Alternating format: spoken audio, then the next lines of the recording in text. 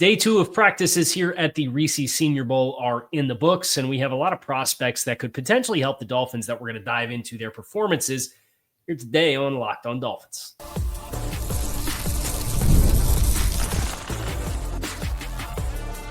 You are Locked On Dolphins, your daily Miami Dolphins podcast, part of the Locked On Podcast Network, your team every day.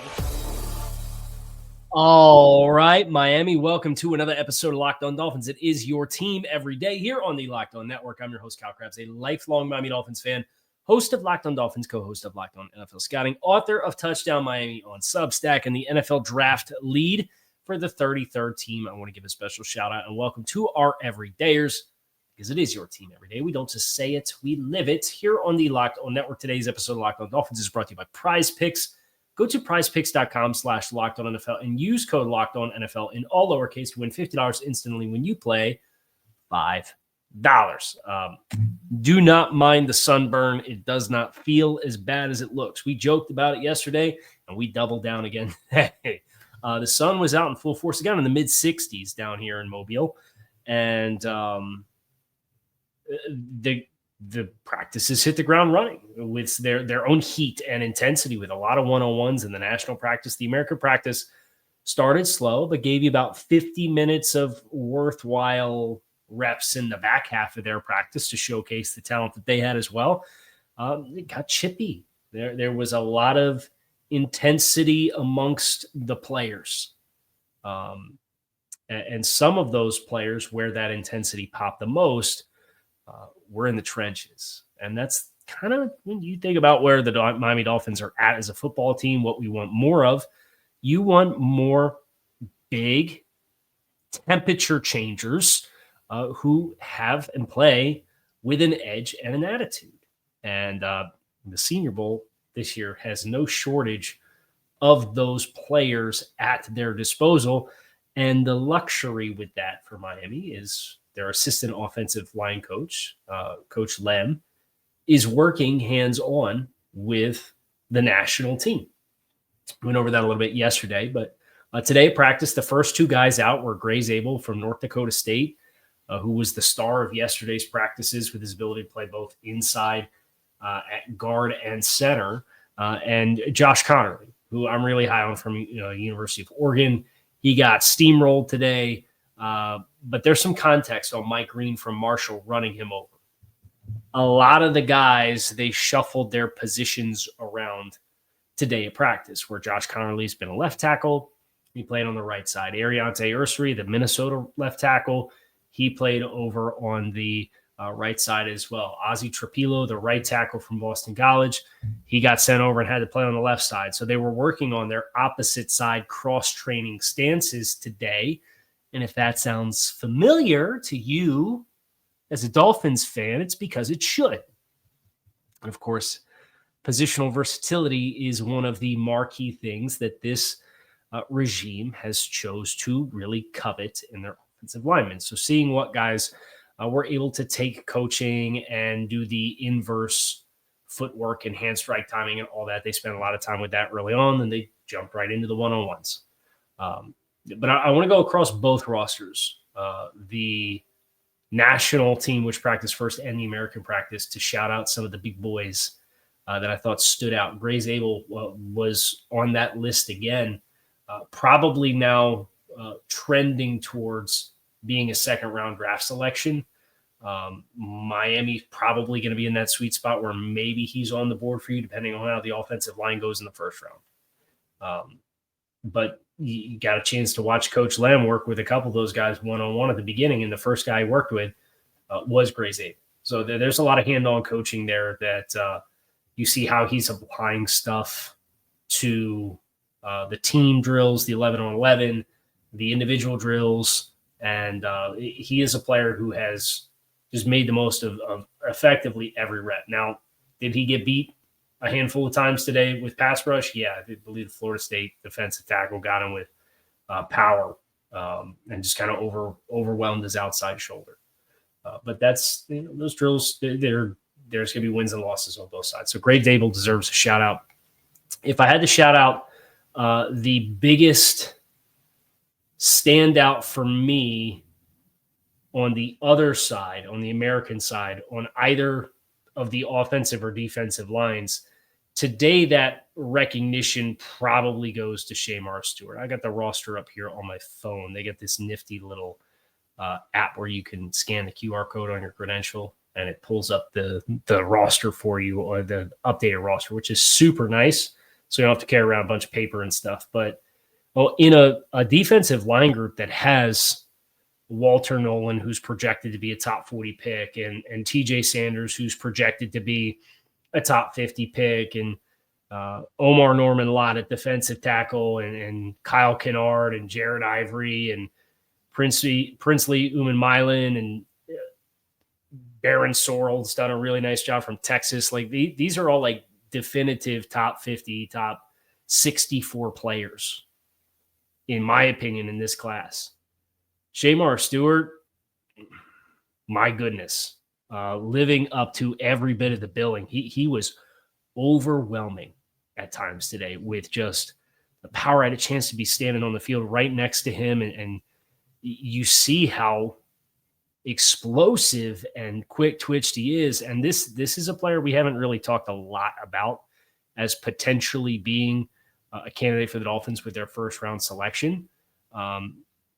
Because right now the mock draft trend is presenting different scenarios, and Tyler Warren's a buzzy name and offensive linemen are a buzzy name.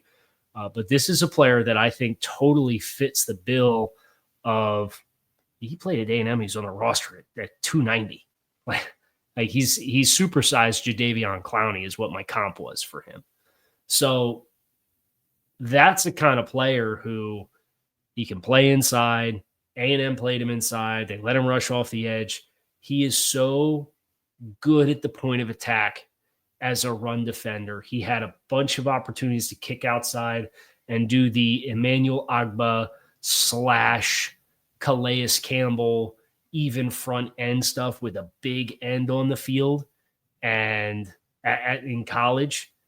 And he is an elite run defender already. And you're seeing these flashes of who he is as a pass rusher. And, you know, there are a lot of successful builds of teams that persistently invest a lot of their draft capital to the defensive side of the ball to try to create and build an elite defense. And I think the Dolphins have a lot of key pieces to engineer one of those, but I don't think from a personnel standpoint, they have what they need to go full wire to wire throughout the course of a season with the rigors that are involved and the challenges that come with that, and the durability questions where you got Jalen Phillips on a contract here and Bradley Chubb, who knows what's going to happen with him. This is a player I would not overlook as a fit if you fill out the roster in free agency to the degree in which you don't feel like you're boxed into any kind of corner. I think there will be a very realistic situation where you could make the argument that Shemar Stewart from Texas A&M is the best player available on the board when the Dolphins pick at 13, depending on how the board breaks. Right? And if there's ties, do those ties go to other positions of greater need? There's a bunch of unknown there. But this time of year is all about presenting like hypotheticals, right? And presenting different paths on the choose your own adventure that you can take. And if this football team decides to take the Shemar Stewart choose your own adventure path, especially if they're able to allocate a bunch more draft capital between now and the NFL draft in whatever means necessary, wow, he is an electric talent. And he's lived up to the billing. He had a good day yesterday, but today I had a chance to get a little bit more up close and personal with him and how he performed. And he lived up to the billing. And another one of his teammates, Jared Ivey, if you go defensive line talent on day 2, I think he's a player who stands out. He's a 285, and he's got arguably heavier hands than Shemar Stewart does. He's not as explosive. He's not as bendy. He's not as long, but he is a powerful guy who can reduce inside and play in the B gap. He can stand up and rush and win with pass rush counters or win by collapsing and converting speed to power and using a long arm. There's some versatility there.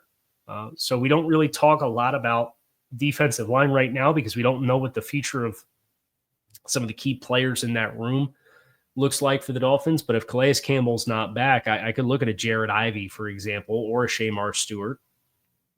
I feel like either one of those players could be drafted and put into a lot of those situational overlap roles, knowing full well that you're just going to have to develop the talent. It's a shout out for the Big Boys Club. Now, tight ends. We're going to get into a number of tight ends who continue to show out here at the Senior Bowl, a bunch of different skill sets. That's coming your way next, so make sure you guys stick with us. The final game is here, the big game, and there's no better way to make it even more exciting than with Prize Picks, which is the best place for daily fantasy sports with over 10 million members and billions in awarded winnings. Prize Picks makes it fun and simple to get in on the action. Here's how it works. You pick more or less on at least 2-player stat projections, and if you're right, you can win up to 1,000 times your cash. Prize Picks even has a free pick for the big game where one of the starting quarterbacks only needs to throw for 1 yard to win. Pair that with one more correct pick, and you are cashing out. Check the promos tab for any and all of the Super Bowl Sweet Millie winners, big game lineups. If you tail a lineup that goes 3 for 3, you can win a split of $1 million in promo funds. Download the app today and use code LOCKEDONNFL to get $50 instantly after you play your first $5 lineup. That's code LOCKEDONNFL for $50 instantly after you play your first $5 lineup. Prize Picks, run your game. I probably should stop for sunscreen tomorrow. And I want to give you one more name in the Big Boys Club because the Big Boys Club did not disappoint, and these icebreakers, right? And it's the Matrix joke where you're pilled, right? Like you take the red pill, right? Like I'm red pilled on Shemar Stewart, and I'm blue pilled on Miles Frazier, the offensive guard from LSU. So get ready to get Miles Frazier pilled here on the show. Frazier is right guard at LSU. Total mauler, big physical guy, thick build, perfect interior offensive line build, very pro-ready type player. They moved him outside today. They moved him outside and let him play a little bit of right tackle. And you know what? He looked good. He is very refined, very under control, has an excellent anchor, has heavy hands, has good balance, doesn't overextend himself to put himself in position for people to pull him off his base and yank him and tug him onto the floor. He has movement in the run game. He's just not an elite athlete. You don't have to be an elite athlete. And that's where like some of the application of what the ideology was that this team has tried to implement, like that's where I do agree with some of it. I don't need you to be an elite guard and run a 4.8. You know, that's at some point there's a law of diminishing returns after a certain amount of 10-yard split explosiveness that exists. And Miles Frazier now showing capability to play outside at tackle in addition to what he has shown to play inside at guard and the workload that he's put on at LSU. You could put this one on the board as somebody I'm very interested in the Dolphins trying to acquire in the NFL draft. He's probably, if I had to guess, just thinking about last year's class, where Dominic Pooney goes, where felt like there was a run on guards about midway through the third round to the fourth round, the beginning of the fourth round. Miami's kind of in a dead window there right now. That's why we need to add more picks. But that's about the stratosphere where I would guess Miles Frazier goes, just because the ceiling conversation and the positional value conversation, there's air quotes on those two things if you're not watching on YouTube, exist. So I hope you're red pilled with Miles Frazier pilled with me, just like your Shemar Stewart pilled with me. And we might – I have this one in, but you can get Mason Taylor pilled while you're at it. Mason Taylor down here running routes at the Senior Bowl. And lo and behold, they're letting him run more routes than just hitches and slide flats like he ran at LSU.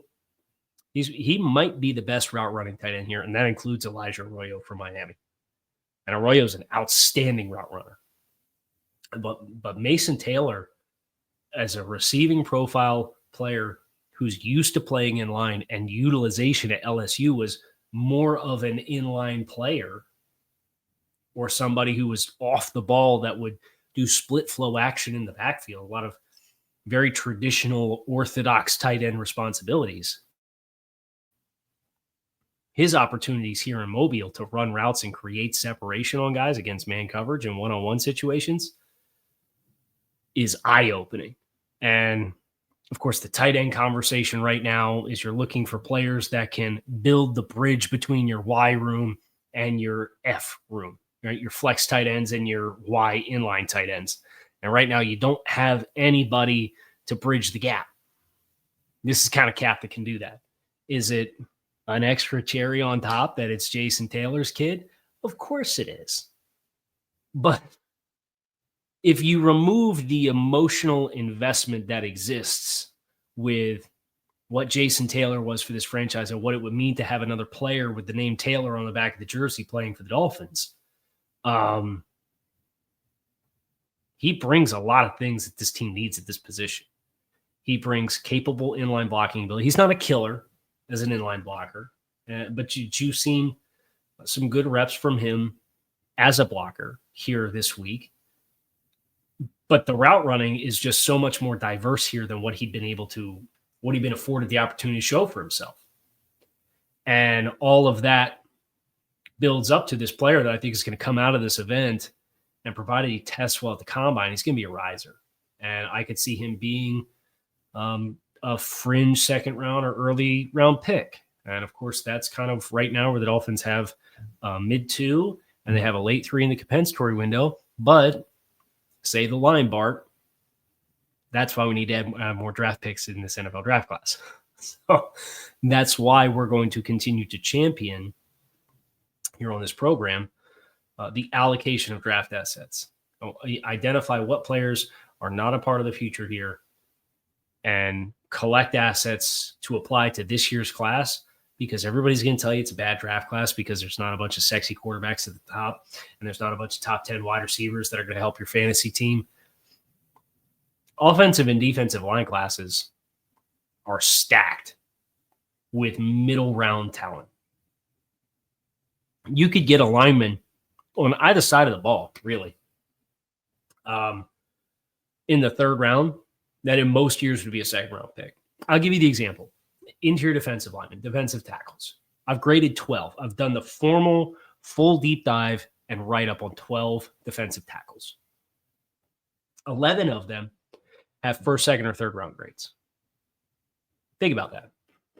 And the one who doesn't, the 12th, is the one everybody seems to like, Deion Walker from Kentucky, because he's tall and big and had a bunch of sacks in 2023. Where if you watch the application, anytime it's not linear power and has to do anything else, there's pad level issues, there's hand placement issues, there is change of direction challenges that exist with him as a player. I've seen too many players come through the pre-draft process that their best reps aren't correlative reps to what they're going to be asked to do at the NFL level. And that's kind of how I feel about Deion Walker. But this segment is not about defensive tackles. It's about tight ends. And Mason Taylor is showing out, right? Elijah Arroyo is everything that you expected he would be at the University of Miami. He's just doing it at a bigger weight than I think a lot of people expected. The implications of that are he is a hot name. He's somebody I also expect to be a fringe second round pick despite of positional value. Jackson Hawes from Georgia Tech, I'm a huge fan of. He is not a receiving threat. He has not been afforded the opportunity to showcase himself as a receiving threat. The quarterbacks here are not good either. But it's still more of a profile for him than what he had to show at Georgia Tech. And here's what I would say about Jackson Hawes. Is he ever going to be more than an underneath zone buster as a passing game player? No, I don't think he's going to run away from a lot of man coverage and create a lot of separation and be a mismatch weapon or anything like that. But if you decide you want to be a primary 12 personnel team and you want to help the run game, so the way that you want to do that is you want to bring in, you want your wide to be a little bit more of just the heavy-handed, like Julian Hill and Durham Smythe. Even if that's the role that you keep for that player, I think there's still an upgrade opportunity there. And if you choose to do that, that's where I think you get into the conversation of Jackson Hawes as a 4th or 5th round pick. Yeah, somebody wants to draft him in the 3rd round. I think you probably tip your cap to him and say, all right, good job. It's probably Will Dissly 2.0 would be like the comp that I have for Jackson Hawes. And Dissly went in the middle rounds. And if the price is right, you gobble him up and you say, okay, well, we're not going to quite achieve the total bridge with your wide tight end being the ultimate crossover type player, but we did get better at the player that's going to play inline for what he brings to create movement on the edge. So wanted to give the tight ends a little bit of love because I had a chance to watch them. Now there's some other standouts that I had throughout the course of today's practice as well. Many of them at prominent positions of need for the Dolphins, but I think you could argue just about any position is to some degree a position of need for the Dolphins because this team needs youth everywhere and it needs more competition everywhere on the roster. So we're going to get into some of those other standouts next here on Locked On Dolphins. Make sure you guys stick with us. It is tax season. This message is from our sponsor, TurboTax. Taxes was waiting and wondering and worrying if you were going to get any money back this year, and then waiting and wondering and worrying some more. Now, Taxes is matching with a TurboTax expert who can do your taxes as soon as today. An expert who gives your taxes their undivided attention as they work on your return while you get real-time updates on their progress so you can focus on your day. An expert who will find you every deduction possible and file every form, investment, and everything with 100% accuracy. So all you can get is the absolute most money back guaranteed. No waiting, no wondering, no worries.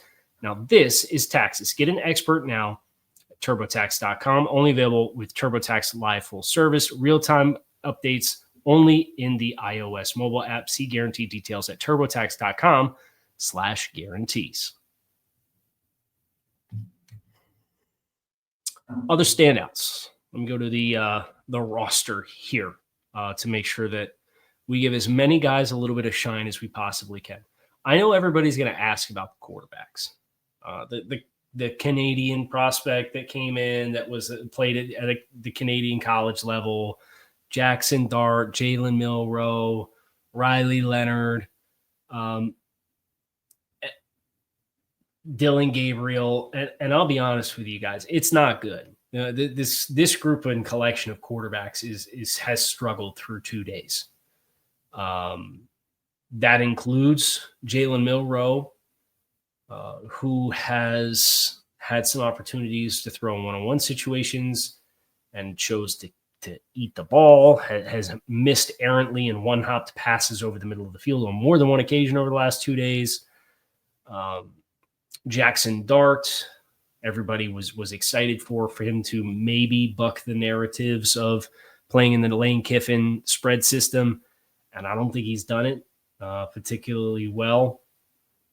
The other two quarterbacks on the American roster besides Milroe and Dart are Riley Leonard and Seth Hennigan, and those guys I think are kind of limited, like fringe draftable players. Over on the American side, Dylan Gabriel doesn't move the needle for me as far as like a precision-based player. That Oregon offense had a lot of schemed targets, quick throws, and I know that the joke will be that the Dolphins offense operated the same way, and while I agree that it had too much of that this year, a lot of that felt like it was out of necessity, and I didn't see the precision for Dylan Gabriel as a passer, like even on film, in situational football, like the red zone, for example. I thought that was an area where he really struggled because things are compressed. There's a lot less air to take, and things happen faster. The best quarterback here is probably through 2 days, Tyler Shuck from Louisville, who's like a seventh-year senior. I wish I was kidding. like his 7th-year senior. As far as wide receivers that have stood out, I definitely think Kyle Williams from Washington State has been a impressive player as far as winning one-on-ones. Xavier Restrepo, I think the speed questions are real, but he does a lot of special team stuff. He's a good route runner through the middle of the field, great hands, physical, good run blocker. He's been the confirmation is there. If I go over on the national side to the defensive side of the ball, I want to make sure that I shout out Junior Tafuna from Utah as a defensive tackle who wears the smallest shoulder pads you will ever see in your entire life. I saw him at first. I'm like, why is this guy out here with no shoulder pads? But through the one-on-ones and through the bag drills, you could tell this is just a very short area, powerful player with an athletic build. And he's undersized as far as like playing him in the A gap or anything like that. I don't think he's that kind of build as a player, but it's the kind of like blue collar, hard nosed football player that has just those basic fundamental traits that kind of perk you up in the bleachers, or if you're down on the field next to it, you kind of, it grabs your eyes a little bit. And I think Tafuna is that kind of player. So that is somebody who I am eager to dig into the tape on, the actual like all 22 tape, and see what he gives on film to back that up or not back that up, because that's he has the feel to me of an untraditional build that goes on day 3 that can find a really nice niche for a team. Darian Porter at corner for Iowa State was somebody who I think had the fastest GPS track. He was pushing like 22 miles per hour with GPS tracking. And they do the player tracking for all of the players out on the field during the practice. I was impressed with Mac McWilliams, the corner from UCF, to kind of go back to the state of Florida. He and Maxwell Hairston, the corner from Kentucky, were two guys that had their hands on a number of footballs today and were very sticky in man-to-man coverage. Now, neither one of them looks like they're the biggest corner that exists, and you probably have to make some concessions with size in that regard. And that's not really the way that Miami's gone with Ramsey and Cam Smith. And you think about Isaiah Johnson and you think about Ethan Bonner, like they have a lot of size at corner. I don't think these guys are built like that. But they are nevertheless guys that I think you can add if you want to play man coverage or play zone from off, and their instincts are going to show up for you based off of what they've done here in senior and what I know about Hairston from watching his film, his all-22 film. And the last name that I want to give you, I want to go back to wide receiver. Jack Betch. TCU. This is a name that if you're an everyday or if you listen every day, you've probably heard the name Jack Betch before. It's not going to surprise you that I'm gassing this guy up. He had 3 awesome reps, winning down the field, stacking corners vertically, getting over the top of guys and creating vertical separation. But he's a 215-pound wide receiver, 6'2", 215, who's one of the best blocking wide receivers in the class. If you were to ask me, create a pecking order of Kyle, give me a wide receiver that's 210 plus, that's over 6'2" in this class, who are the guys that have the size but also have the dog? Jack Betch is probably number 2 on the list as a perfect complementary fit to some of what you already have with Jalen Waddle and Malik Washington. A player like that brings a different skill set, and boy, would it be felt while still having a degree of route running prowess, both on the vertical plane, and I think he's a better route runner than what he gets credit for in the underneath stuff. And number 1 would be Elik Ayomanor from Stanford, who is not here. He dropped out late. But Jack Betch had a great day of practice today. And for that, I hope you get Betch pilled. So that's going to do it for us here on Locked On Dolphins. I'm going to go put some aloe on my forehead and try to cool off a little bit before dinner. But I hope you guys enjoyed this spotlight for the Reese's Senior Bowl 2025 Day 2 practice recap. Keep it locked in right here on Locked On Dolphins. I'll see you all again tomorrow. I'm out here. Go Fins.